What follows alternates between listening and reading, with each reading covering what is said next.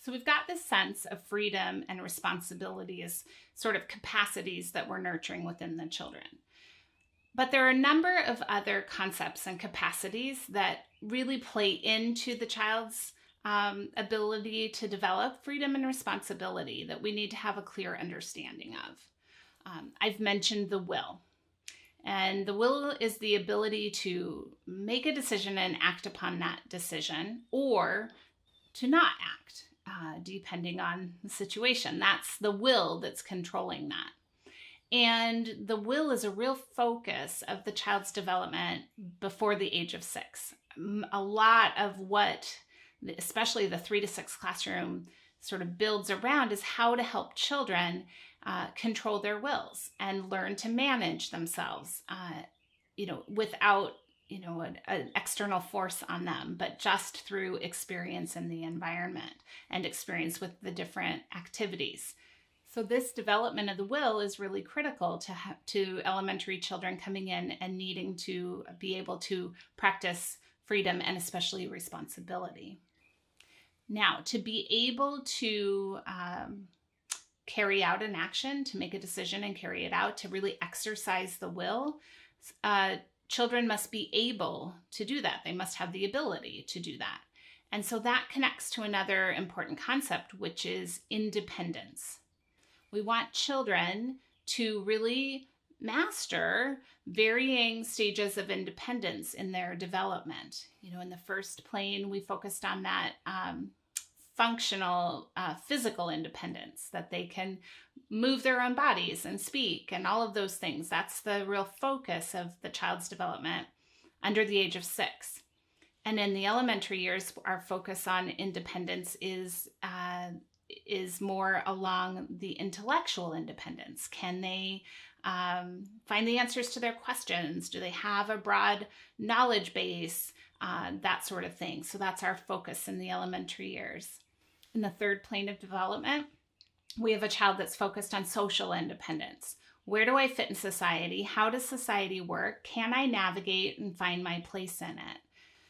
Finally, then, in the fourth plane of development, we hope that this young adult is establishing economic independence, so that through their lifetime of development, they've been able to functionally be independent, move their own bodies, and intellectually and socially, and then finally they can, pay their own bills and fully participate in society. So this independence is important because while you can be independent and not free, have your liberty bounded in some way, you cannot be free without being independent, without being able to do things yourself or ask for the help that you need.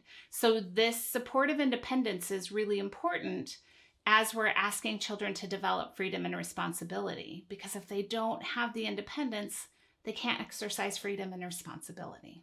This leads us to another idea. Montessori talked a lot about discipline in her writings and her work with children. And when we hear that word discipline, we tend to think of sort of adult external control, perhaps punishments. That's often the traditional mindset around the word discipline when it's, relates to children.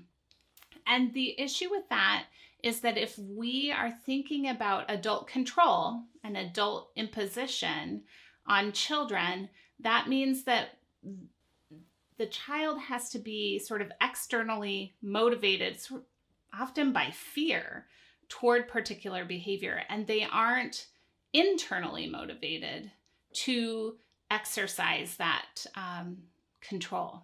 So what Montessori is talking about when she talks about discipline is she's talking about a self-discipline, one that children develop inside of themselves, over themselves.